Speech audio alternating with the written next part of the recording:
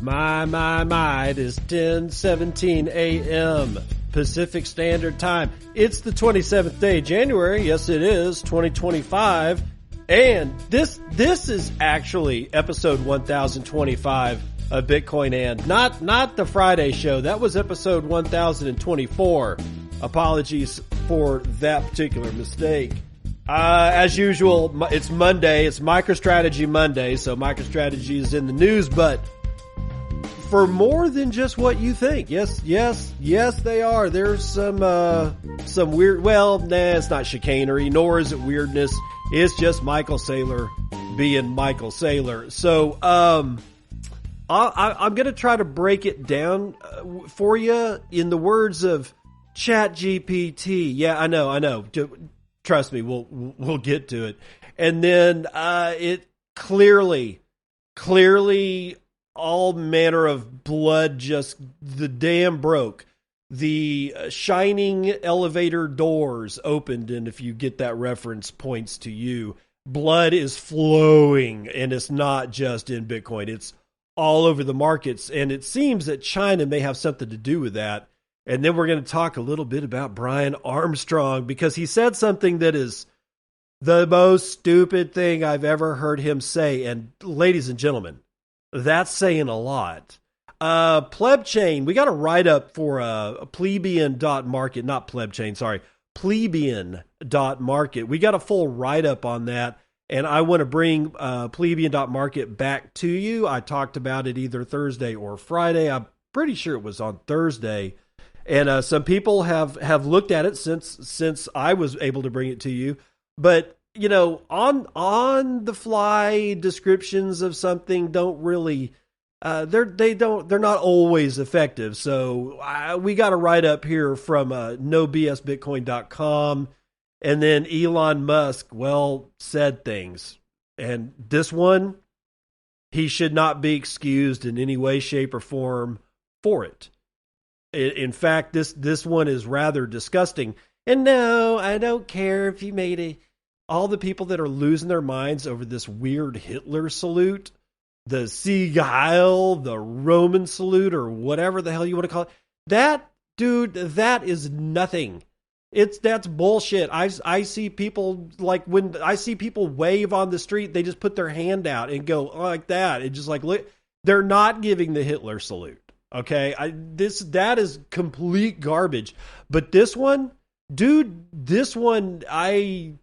when you hear it, you'll understand why I'm a little on the offense about it. Russia is in the news, and Zapright is in the news. But let's start with a good friend, Michael Saylor. He's such a good friend to all of us, and I guess he's going to be a better friend to the people that he's going to sell stuff to, because Sam Borgi from Cointelegraph is telling us, and what it sounds to me like is that he's just fabricated a brand new kind of stock for MicroStrategy that he wants to sell to you so that he can buy himself some more Bitcoin, which he did also, by the way. Again, like I said, it's MicroStrategy Monday. So, but here's the headline. MicroStrategy proposes a 2.5 million share offering to fund Bitcoin purchases. Now, on the surface, okay, that's to be expected. We knew he was going to do that. But something about this one, I mean, like I said, is like, my question becomes, is this new? Is this a new thing that he's doing? I don't know. We'll find out. Business intelligence firm MicroStrategy has proposed a stock offering to raise cash for general corporate purposes, including acquiring more Bitcoin and signaling its intent to continue accumulating that digital asset. Now, here's the rub. According to a January 27th announcement, MicroStrategy intends to offer 2.5 million units of its perpetual strike preferred stock, which is a type of stock that has a liquidation preference and pays dividends at a fixed rate. Holders also have the option of converting it into common stock. And according to MicroStrategy, its offering will have a per-share liquidation preference of $100. Dividends are payable quarterly beginning on March the 31st. Quote, MicroStrategy intends to use the net proceeds from the offering for general corporate purposes, including the acquisition of Bitcoin and for working capital, the company said. In the announcement, MicroStrategy described itself as the world's first and largest Bitcoin treasury company, signaling that its business intelligence software is no longer its primary business. Well, hell, I've been telling you that shit for 6 months, that they were going to back out of the whole software issue, and they were going to go right into essentially finance. Just financial, whether it's financial products, financial services, financing. I expect them to start bankrolling other companies in a very VC type fashion anytime soon. But it was clear to me 6 months ago, if not longer than that Michael Saylor is basically just, he's done. He's done his bit for software's king and country. He's written all the software that he wants to write. He's funded all of the software developers that he wants to fund. He's built the business around software, and he's just bored. He wants something new and shiny, and Bitcoin is it, man. And it's going to be about finance. It's not going to be about writing software. Will software be involved? Well, of course software is going to be involved, ladies and gentlemen, but that's not going to be the main push anymore. And I've been telling you that. I've been saying that for a long time. But in its fiscal third quarter, the company's revenues declined 10.3% year over year to a measly pittance of $116.1 million. Its gross profit margin fell to 70.4% from 79.4% for the third quarter of 2023. But nevertheless, MicroStrategy said it achieved a 5.1% Bitcoin yield, a new performance metric for its crypto holdings. And, as you might expect, MicroStrategy has intensified its Bitcoin purchases after announcing plans to raise $42 billion for its digital asset war chest. The so-called 21-21 plan is comprised of $21 billion in equity and $21 billion of fixed income securities. The company made one of its largest ever purchases in the lead up to the United States President Donald Trump's inauguration, snatching up 11,000 Bitcoin at an average price of roughly $1,001 per coin. MicroStrategy's biggest BTC buy occurred in November when it acquired 55,000 coin for roughly $5.4 billion. Elsewhere, Bitcoin miners appear to be taking a page out of Bitcoin Strategy's playbook. Bitcoin Strategies out of the MicroStrategy playbook by building up their own digital asset stockpile. What is not mentioned in this story is this morning's announcement by MicroStrategy that they have purchased another $1.1 billion worth of Bitcoin over the last week at an average price of about $105,000 a coin. And talk about losing your ass on that trade as of this morning, because we're at 99,547. We're going to become extremely efficient at crossing the $100,000 mark per coin. But now MicroStrategy holds 471,000 BTC. Actually, 471,107. It's almost a palindrome. Michael Saylor, you missed the opportunity. You could have bought enough Bitcoin to have 471,174 Bitcoin. Man, that would have been a hell of a thing, right? Well, this preferred stock thing, they're calling it preferred strike or something like that. In fact, it's got it like, from what I saw, it has its own ticker, like STRK, which is not MSTR.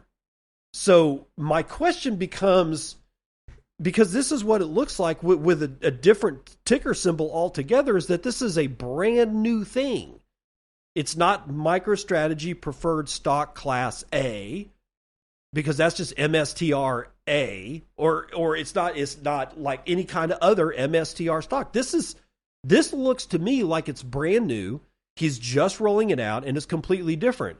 And I asked ChatGPT to just read the Tyson's Corner company's press release, and I literally said, explain this to me like I am 5 years old.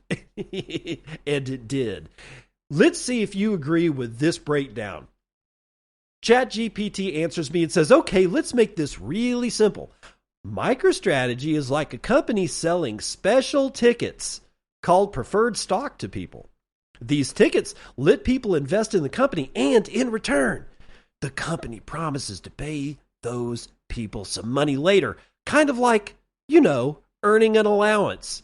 Here's how it works. Number one, they're selling 2.5 million special tickets. Each ticket is worth $100 and will let people earn some extra money over time. Those are called dividends.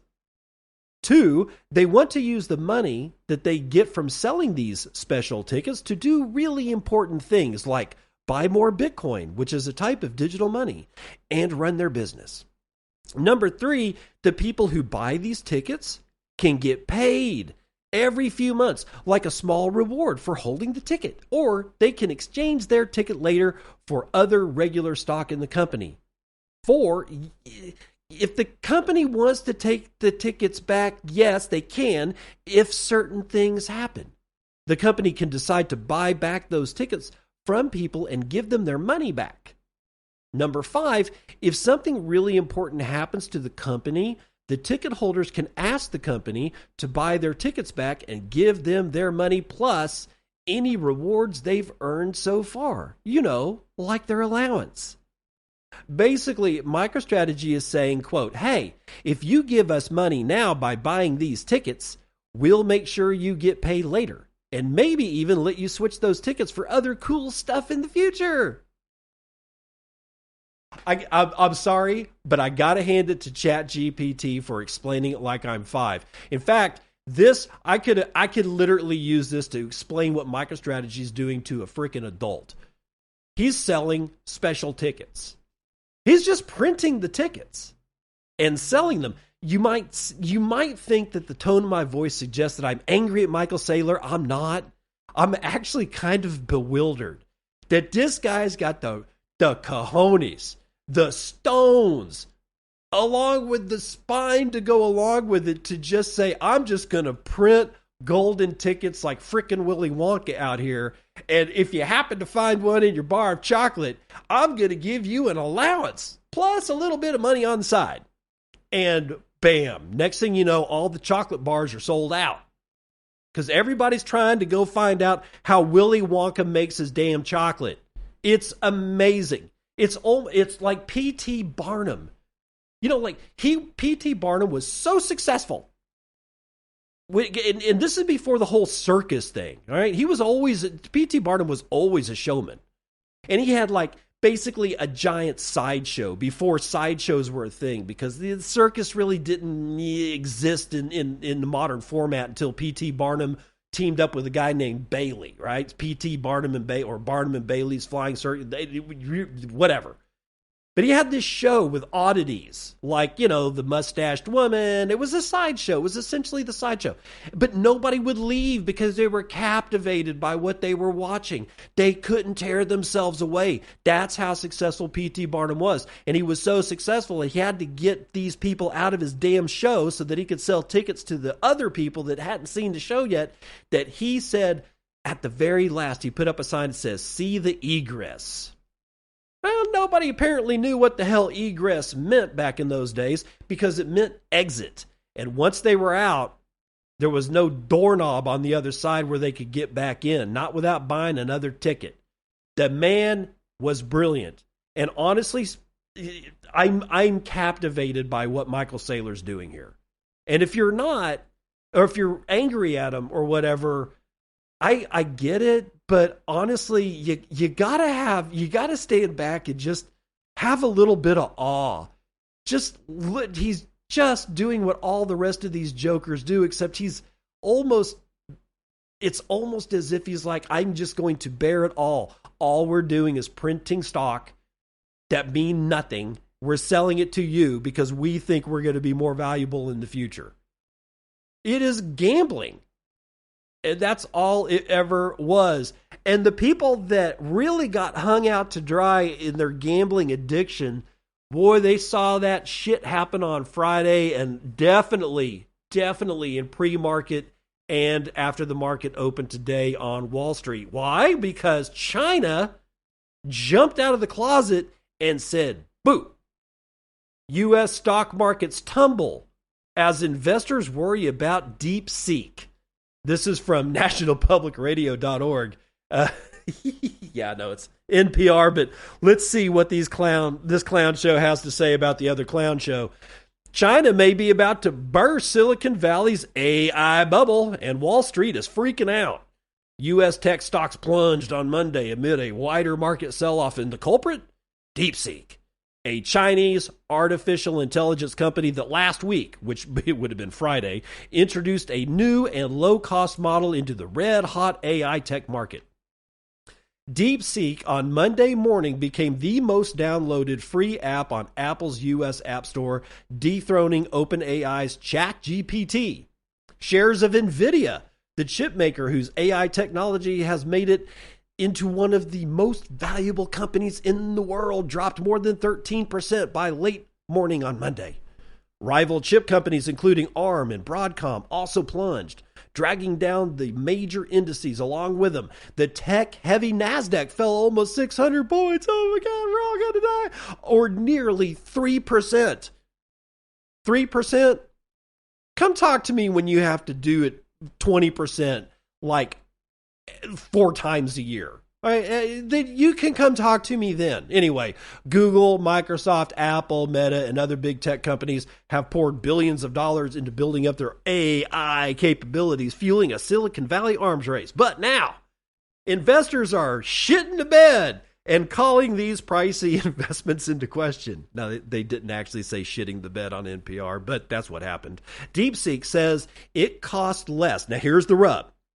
They say, DeepSeek says, this Chinese company is telling us that it costs less to train its models, and its open source AI assistant uses less advanced chips than rivals models do.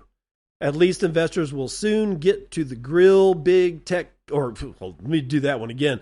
At least investors will soon get to grill big tech companies about DeepSeek and their overall AI strategies. 4 of the so-called Magnificent 7 tech stocks, Meta, Apple, Microsoft, and Tesla, are all due to report quarterly results this week. Oh, joy. And if I'm correct, I think futures options on Bitcoin expire on Friday. And that's not helping the Bitcoin price. It's always the end of the month. If I remember right, it's always the last Friday of the month. So even if the month ends on a Tuesday, then that means the Friday before is when these futures options expiry come up. So that's not helping. It's never helped. I don't like derivatives because of this kind of crap. It's where everybody's like they just want to cash in and go get some hookers and some blow and go have fun, and they do it at our expense by, having lettuce hands. In either event, here's the thing. Everything shit the bed today. Altcoins got wiped out. If you're an altcoin holder, dude, you need to stop doing that, because this is just going to continue to happen to you. So cash out for Bitcoin and just ride that wave, because at least you've only got one wave to ride. But everything was in free fall this morning. I mean, I'm looking at CNBC futures and commodities, which we'll get to here in a little bit, and everything is red except for sugar and coffee. That's it. Oh, wait, no, I'm sorry. The USD Japan trading pair futures are basically up about a point. It's about the only time I ever see it in the green. Everything else is shitting the bed, because we're trusting that a company from another country that we're rivals with is telling the truth. There's no proof. Nobody knows what the hell DeepSeek is. Nobody's ever heard of DeepSeek before. There's not been a white paper presented on the tech, as far as I know, about this thing we call DeepSeek. No, no, no, no.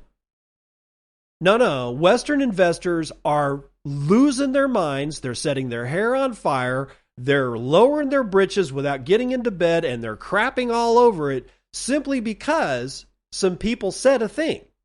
They didn't prove it. They didn't show it. They didn't do nothing. They just said it. That's how weak these markets are. That's how weak this is. Because we just took it at face value that it's cheaper to train DeepSeek.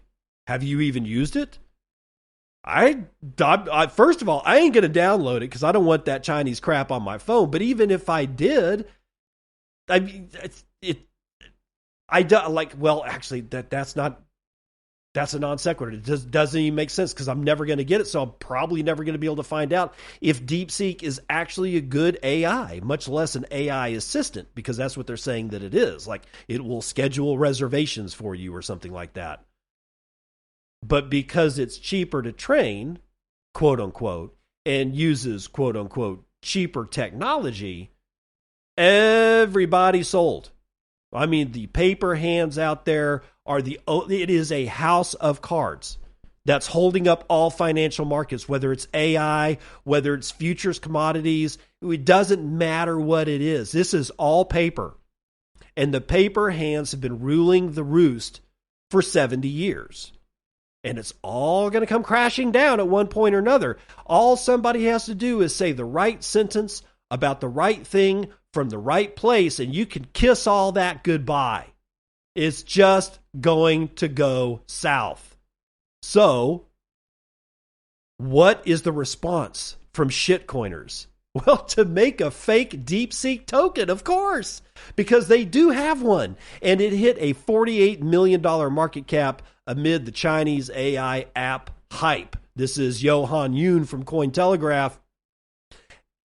A Solana-based token named after the Chinese app DeepSeek briefly surged past a $48 million market capitalization on January the 27th, fueled by $150 million in trading, according to Solana token data aggregator BirdEye.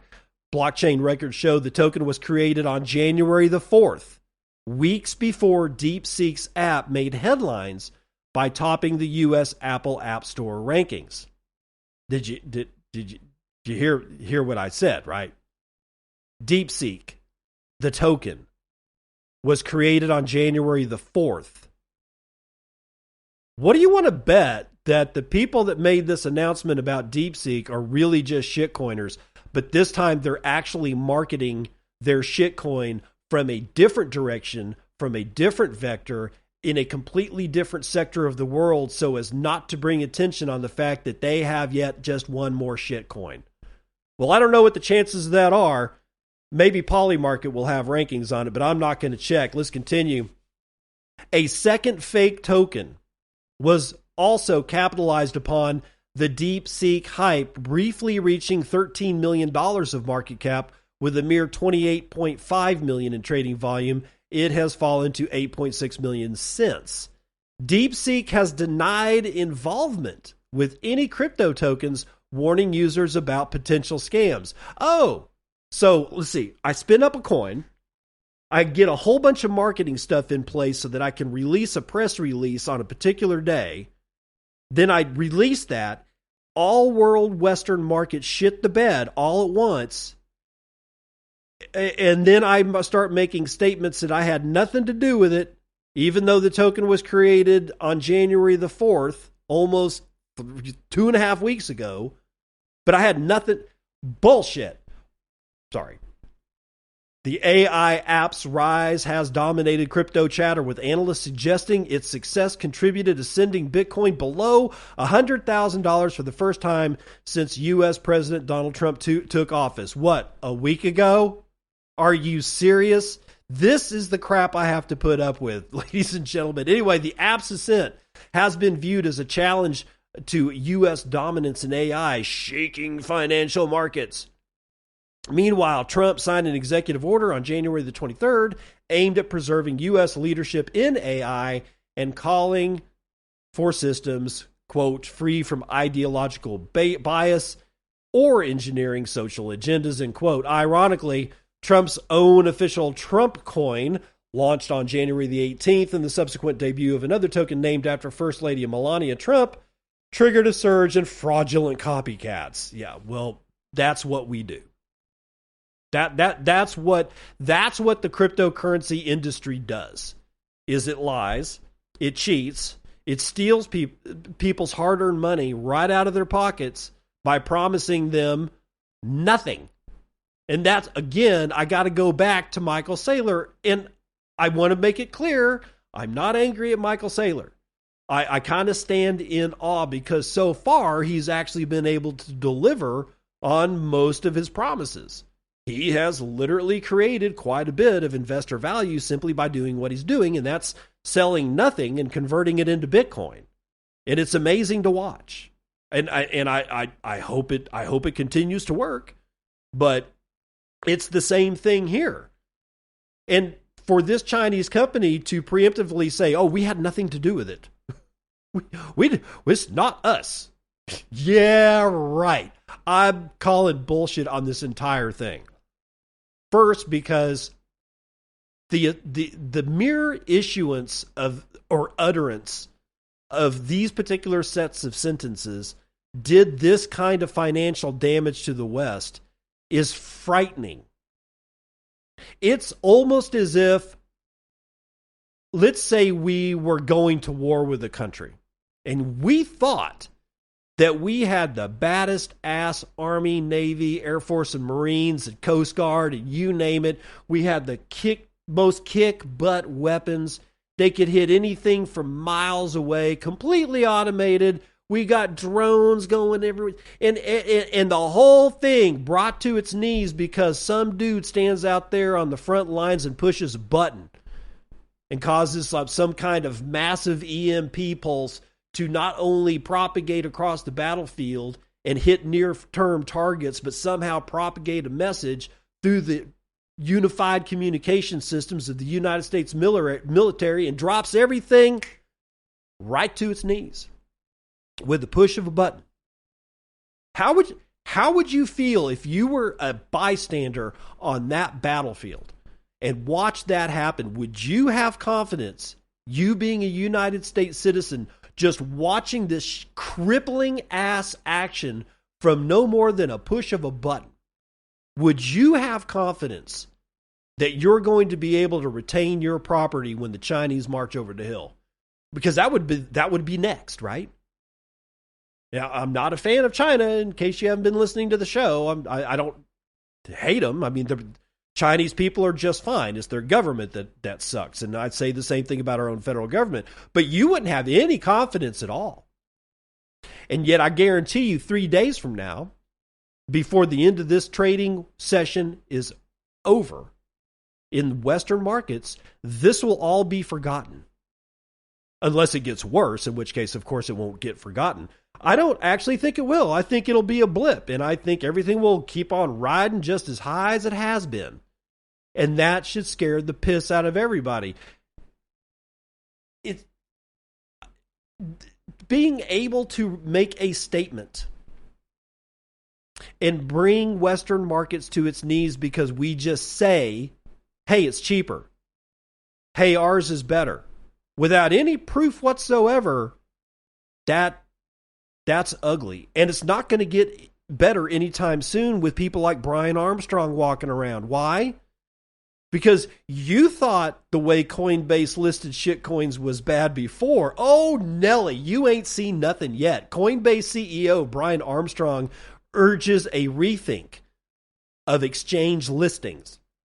Connor Sefton, Decrypt, writing this one. Brian Armstrong is calling for regulatory flexibility as his exchange battles to keep up with a deluge of new altcoins. What did I tell you?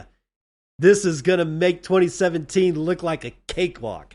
On X, formerly Twitter, the CEO of Coinbase said 1 million tokens are now launching every week, meaning evaluating each one by one is no longer feasible. What could he have in mind? Armstrong confirmed that the platform is reviewing its listing process, which sees digital assets undergo rigorous vetting before being made available. And I call BS on that too. At present, he said, a dedicated group is responsible for assessing altcoins against legal, compliance, and technical security standards. But in the future, Armstrong wants to adopt a different approach, meaning all tokens would be allowed by default. Pausing to let it sink in. Because that last sentence, if you didn't hear it, let me repeat it. In the future, Brian Armstrong wants to adopt a different approach to listing tokens, meaning that all tokens would be allowed to be listed by default. By default, I can just come up with scary China AI coin and it will automatically be listed. No vetting, no nothing. I told you. You thought 2017 was bad? Man, that was practice. That was training day. That was nothing. Nothing. This is the rumble in the jungle. This is Ali versus Foreman. This right here is going to wipe people's wealth out. And what do Bitcoiners have to do as usual? Wait until it's all fucking over. Quote, regulators need to understand that applying for approval for each one of these coins is totally infeasible at this point as well.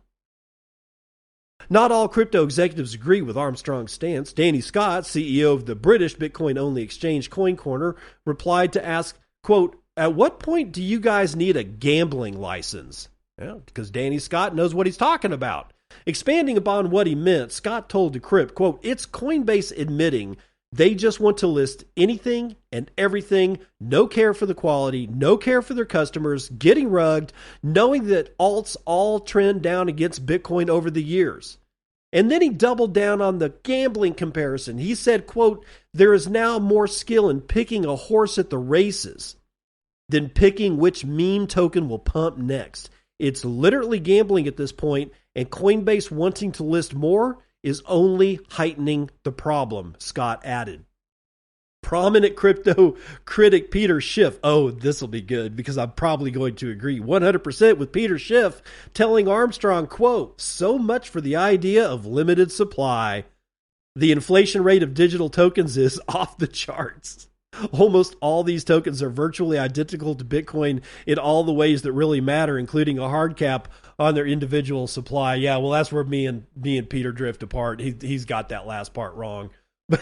But I understand where he's coming from. The groundswell of tokens hitting the market has raised fears that alt season, which sees smaller cryptocurrencies outperform Bitcoin, may fail to materialize.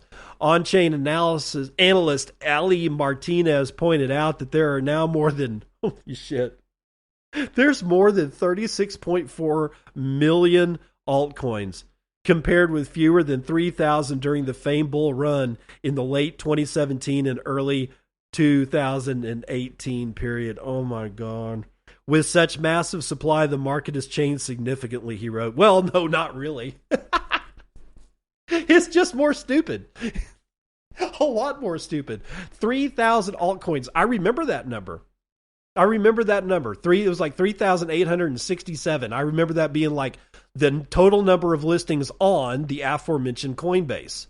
And we were given Brian Armstrong, mega amounts of shit back then. 36.4 million altcoins. Brian's saying there's 1 million altcoins wanting to be listed per week, and he just wants to list them by default. How about this, Brian? How about nobody's listed by default? How about that? And that you just get your people to do their job. And if you can only list one shit coin per week, then by all means, so be it. But this notion of allowing anybody to list anything is going to end badly. Let's run the numbers and see just how bad it does end.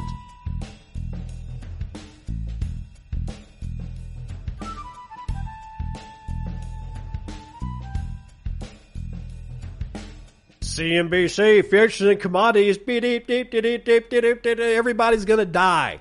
Oil, West Texas Intermediate is down 2.4%. See, even the commodities are getting hosed. 2.4% to the downside, pushes West Texas Intermediate down to $72.87 a barrel. Brent North Sea is also down over 2 points to 76.79. Natural gas, dude, digging for hell, 9.88% in the red. That brings it to $3.62 per thousand cubic feet, and gasoline is down 1.25, but still just a hair over $2 per gallon. Gold down 1.5%. Silver down 2.2%. Platinum is down over 1%.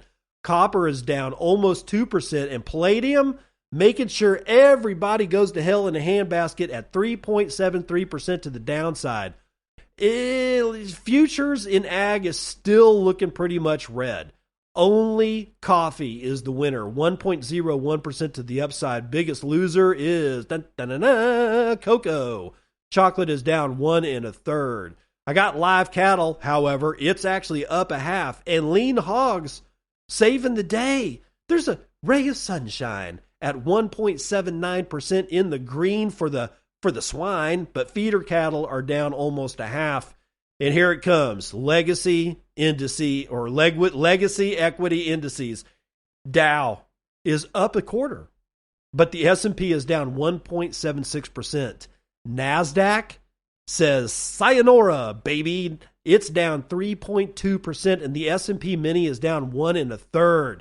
Dude, retirees just getting wiped out. And the Bitcoiners getting wiped out too. We are down to $99,000 even a coin. That is $1.96 trillion of market cap. And we can only get 36.2 ounces of shiny metal rocks with our one Bitcoin, of which there are 19,815,691.88 of. And average fees per block are low. Like really low, 0.04 BTC taken in fees on a per block basis, of which there are only 29 blocks of. And they are carrying under 100,000 unconfirmed transactions waiting to clear at high priority rates of 4 Satoshis per VByte. Low priority is going to get you in at 3. Hash rate on a 1 week rolling average is still pretty good, 778.5 exahashes per second. And from CAFR, the Civil Asset Forfeiture Reserve episode of Bitcoin and I Got Anonymous, 3,333 sats says, you're talking about the movie Purge, homeboy. Yeah, that's exactly what I was thinking of. I still have actually yet to watch that movie, though. Lupin with 1,000 says, thank you, sir. CAF is unworthy of civilized society. Any thoughts on whether this is constitutional at all? What, civil asset forfeiture? No, it's not constitutional. There's nothing in the Constitution that says the government can take my shit. In fact, there's an entire page that was attached to the Constitution called the Bill of Rights that specifically outlined what the government cannot do. And take my shit is actually in there. They can't take my guns. They can't take my right to free speech. They can't take my papers. They can't quarter people in my house, which basically means taking my house. They can't do any of this. Civil asset forfeiture is unconstitutional, and yet here we all are, basically with our thumbs up our asses, watching the government going, I wonder what they're going to do next. Assholes. God's Death with 537 sats says, thank you, sir, no thank you, and he does it again with 537, thank you, sir, no thank you. Then BTC Master coming out of the woodwork with 121 says, all sats matter at allsatsmatter.com. And Pies finishing us out at 100 Satoshi says, thank you, sir, no thank you. And that's the weather report.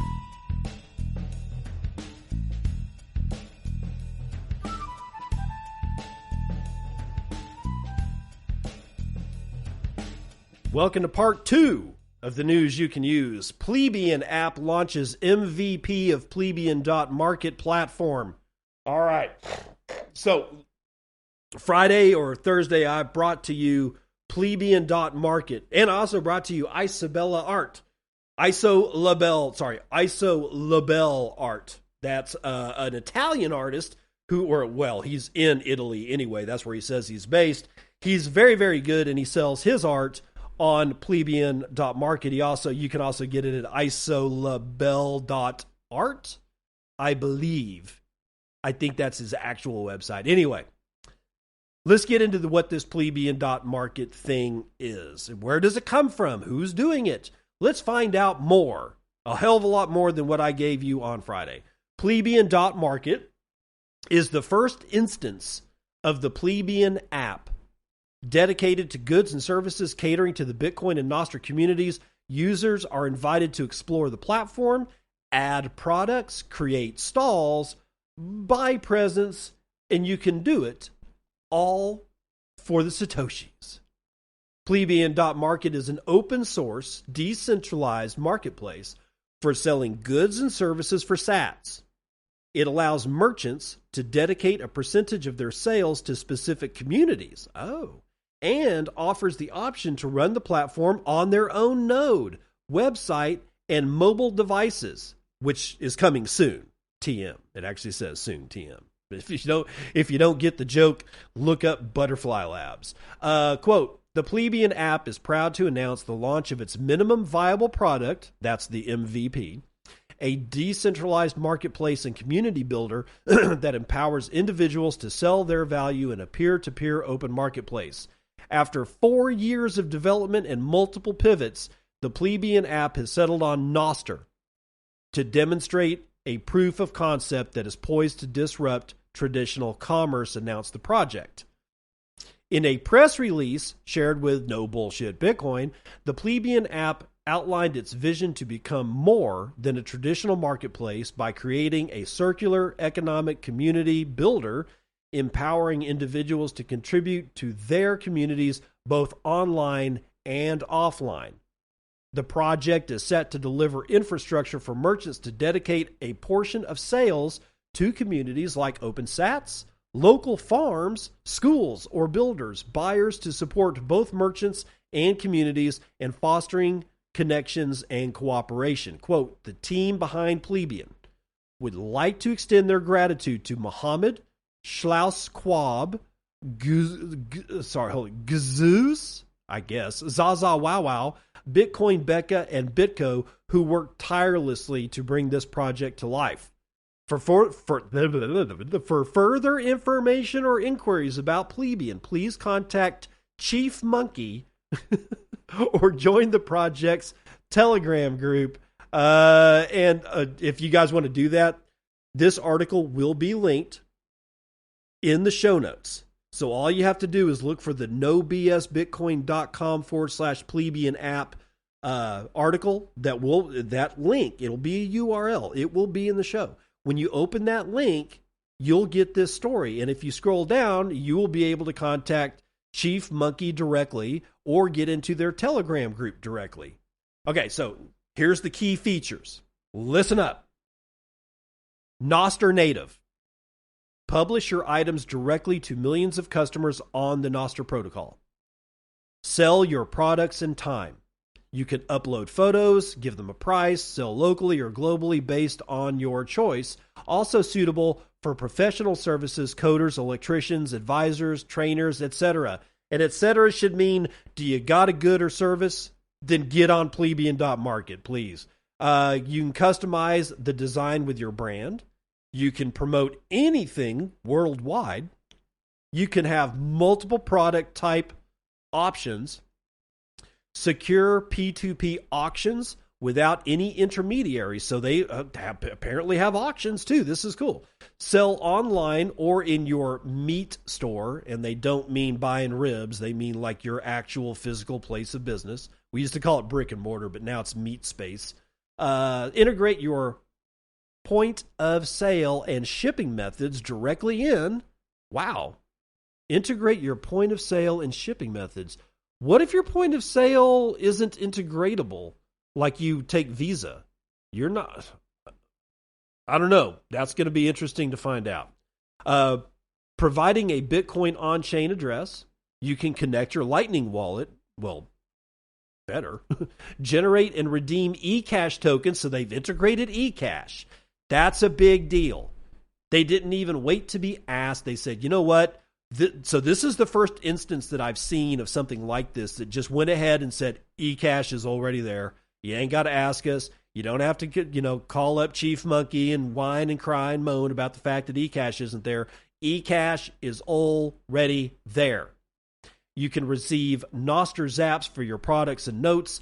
Future plans for Plebian.Market include a plug-in marketplace, a theme marketplace, so if you want like a circus theme, and the ability to push your content to every nostr client. Do you want more? Subscribe and get no bullshit Good Morning Report straight to your mailbox and no bullshit Bitcoin on nostr. That's one of the best ways that I get news on nostr and Bitcoin is by subscribing to the no bullshit Bitcoin newsletter. So Plebian.Market is a lot more than what I was able to bring to you on Friday. Again, if you have a good or a service, go to Plebian.Market. Go to Plebian.Market. In fact, I just had a thought that maybe what I'll start doing is start selecting like one of the vendors on Plebian.Market as the Circle P vendor of the day, or possibly showcase the whole thing for a week. And that way I get the word about Plebian.Market out as well as the actual artist or person that has a good or service for sale on that website, because the Circle P is also about trying to do what it can to generate a Bitcoin circular economy. Have you heard of Doge? Have you heard the good word of Doge, the Department of Governmental Efficiency? Well, the head of Doge, Elon Musk, says that Trump should not pardon Roger Ver because he's not a U.S. citizen. What do you think about that? Now, if I was a left-handed lunatic liberal, I'd automatically rip into the fact that this dude is obviously a complete asshole. He is a complete asshole. But he's a complete dick, just honestly, on this one point. Well, okay, he's a dick on a lot of things. But I only care about this one thing. And I don't even like Roger Ver. I don't think he's a very nice person. I think he's kind of slimy. And I think he's always been a really slimy salesman. And just because he did a lot for Bitcoin in the past doesn't mean that we owe him anything other than this. Elon Musk shouldn't be saying shit about whether or not the President of the United States pardoned somebody or not. This is ridiculous. Considering that, in case you did not know, Elon Musk is not a native United States citizen. He was not born in the United States. He's South African. He got his citizenship later. So do I get to start telling Mr. Musk what he should do or how he should be treated because I don't think he's an actual true American? Is that what I get to do now? Because he's actually South African by birth. See how this works? Dude, people in glass houses should not throw rocks. Elon Musk, CEO of Tesla, SpaceX, and the Boring Company, as well as the head of the Department of Government Efficiency, among other things, argued that Bitcoin Cash proponent and early Bitcoin investor Roger Ver should not be given a presidential pardon. Quote, Roger Ver gave up his U.S. citizenship. No pardon for Ver. Membership has its privileges, he posted on Twitter. Musk's view carries weight on the issue due to his close relationship with Trump. Last week, Trump pardoned Silk Road creator Ross Ulbricht. Following Ulbricht's release, some members of the crypto community called for other individuals to be pardoned, such as the developers of Tornado Cash, like Virgil Griffith, who gave a talk about blockchain to North Korea, and Ver over his tax issues. In April of 2024, Ver was arrested in Spain and charged with alleged mail fraud, tax evasion, and filing false tax returns. Ver allegedly concealed Bitcoin ownership from the United States Internal Revenue Service and caused the purported loss of $48 million, according to the Department of Justice. Ver claims he has been terrorized by rogue U.S. government agents who hate American freedom, and he's been terrorized for decades. After what he described as clashes with the U.S. government following a political run at the start of the millennium, He left the U.S. in 2006 and renounced his citizenship in 2014. Since then, the U.S. government has relentlessly pursued him with baseless charges of bail fraud, tax evasion, and false filings, retaliation for his outspoken criticism, he claims, arguing that he followed legal advice in filing his exit taxes. While Ulbricht was quite widely supported across the crypto community, Ver is more of a controversial figure. Having strongly backed the push for Bitcoin Cash, he fell out of favor with many in the Bitcoin community. Quote, "You aren't an American anymore. Remember when you renounced your citizenship?" wrote CASA CSO Jameson Lopp on Twitter, echoing Musk's comment. Oh, man, I got to pause there, and I got to pour one out for Jameson Lopp's ethics. I completely disagree with Mr. Lopp. I think Mr. Lopp is being short-sighted. Is Mr. Lopp a better programmer than I am? Yeah. Is he a better thinker? Yeah, probably. Is he done more for Bitcoin than I ever probably will in my entire life? Yeah, most definitely. Does that make him right on Roger Ver? Fuck no. I don't care if Roger Ver denounced his citizenship. I don't care. Under what planet are we living on where Jameson Lopp enters the fray on what or what not should be afforded to Mr. Ver? The dude is being persecuted for not giving the United States its money. And yet, one of the guys that is close to Trump and one of the guys that's closest to the fire of Bitcoin, Jameson Lopp, are both saying, well, you're not a United States citizen. Okay, well, which is it? If he's not a United States citizen, then these charges should be dropped and all of his money should be given back to him. Oh, I'm sorry, that's not the case? Well, then is he a citizen or is he not a citizen? This is not only confusing, it demonstrates the absolute lucridity of just how rigged this system is against all United States citizens. In fact, if you're a French citizen and you bail out, you probably get treated the same way from France, even though you haven't been a French citizen for 25 years. Because we all treat everybody like crap. Nobody has any willingness to go out on a limb for somebody like Roger Ver. I don't even like the guy. I think he's slimy. I think he is ethically challenged. I think he's got the morality of an ant. But that does not mean that we in the United States can sit here saying, well, you either are a United States citizen and you all owe us all this money, or you are not a United States citizen and all charges are dropped because we can't pursue you. You're not a United States citizen. Do you see the dilemma? Continuing, then there are those who have come out strongly in favor of him. Ver, quote, is the victim of a long and reprehensible lawfare campaign going back decades, said Blockchain.com co-founder and CEO Peter Smith. Mr. President, please bring him home and let this legendary pioneer and investor help make the USA the global leader in crypto. Whatever, dude. Quote, whatever you think about Roger, you cannot ignore his contributions to early Bitcoin.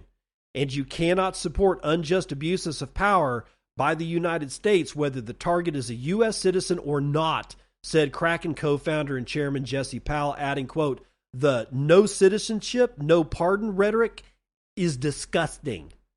Yes, and it's disgusting just on its own merit. Not that it has anything to do with Roger Ver. This could be done to anybody, and it would be just as disgusting because it is completely circular illogic. You either are a United States citizen or you are not a United States citizen. You cannot say, hey, you're not a United States citizen, except remember that time when you were? Yeah, we want the money for that. Well, is he a United States citizen right now or not? Because this is when the thing is being done. If you're trying to take his money from him right now and put him in jail right now and he's not a United States citizen, then you're going after a foreign national on what charges? Terrorism?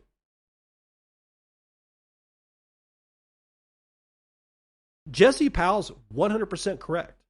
This is disgusting. I'm really saddened that Jameson Lopp decided to throw his hat in this particular ring, because this is a pig fight in mud. And the only thing that happens when you wrestle with a pig is the pig enjoys getting dirty and you don't. Russia. An energy giant named Rossetti has focused on Bitcoin mining because they're not idiots. Atlas21.com has the story. In Russia, Rossetti, which is the country's main electricity grid operator, has announced plans to explore new opportunities in the digital asset sector. Quote, the Rossetti Group is the largest grid company in Russia and can act as an operator for coordinating the placement of mining infrastructure, end quote.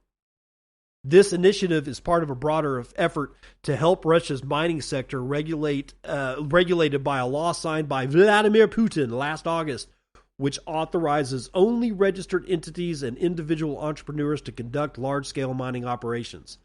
The state-owned company's plan includes optimizing existing energy facilities that operate below their maximum capacity, while also significantly increasing both tariff revenues and tax contributions. Rossetti confirmed that it already possesses the necessary technical infrastructure, including switching equipment to managing mining facility loads. The company is currently assessing various aspects of its strategy, including the introduction of a specific tariff infrastructure for miners. However, the project will face some limitations. Due to the electricity shortage, the Russian government has banned mining in several regions from January the 1st, 2025 until March 15th, 2031. Yeah, well, I don't think they're going to go that long. All right, so Rossetti, Russia's largest grid operator, and maybe they're not the producers of the electricity, but they certainly get it to where it needs to go. Or at least that's the whole point anyway. As to whether or not they do it well, I don't know. I've never lived in Russia. We'll have to ask Snowden about that. But here's the thing. It's this one sentence right here. The state-owned company's plan includes optimizing existing energy facilities that operate below their maximum capacity. That is a rebuild. So in Russia, the mere existence of Bitcoin and what Bitcoin has been able to achieve is forcing one of the top 3 most populated countries in the world. Well, we'll say top 4. I'll give them top 4. There's United States, China, India, Russia. Let's go that way.